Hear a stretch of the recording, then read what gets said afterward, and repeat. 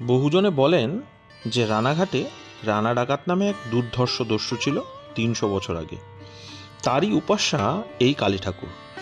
রানা দেবী মূর্তির বেদির নিচে তার লুণ্ঠিত সোনা জহরত রাখত বলে জহুরা কালী নাম হয়েছে। মা এখানে ত্রিবদনা। এখানে কোনো পুরোহিত বা পাণ্ডা নেই, ভক্তরা নিজেরাই মাকে পুজো দিয়ে যেতে পারেন।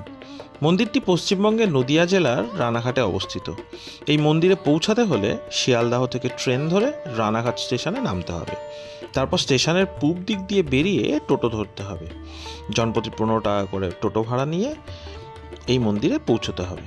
মন্দিরটির হলো একটি জাঁকজমকহীন মন্দির। একতলা ছাদের মন্দিরটির একটি বারান্দা, একটি গর্ভগৃহ রয়েছে। মা জহুরার মন্দিরের পাশে একটি ছোট শিব মন্দির আছে। শিব মন্দিরে শিবলিঙ্গ আছে এবং তার পাশে একটি ছোট্ট গ্রহরাজের মন্দিরও আছে। তাছাড়াও মা জহুরার মন্দিরের বাম পাশে একটি তুলসীতলা আছে।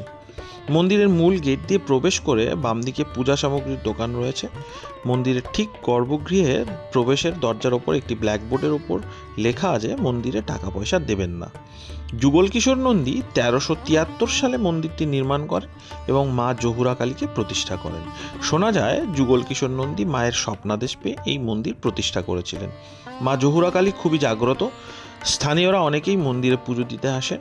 মায়ের এখানে ৩টি মুখ রয়েছে, যা অন্য কোনো কালী মূর্তির থেকে ভিন্ন। প্রতিদিন সকাল ৭টা থেকে দুপুর ১টা অবধি এবং বিকেল ৫টা থেকে রাত্রির ৮টা অবধি এখানে নিত্য পুজো হয়। আপনারা চাইলে খুব সহজেই এই মন্দিরে আসতে পারেন।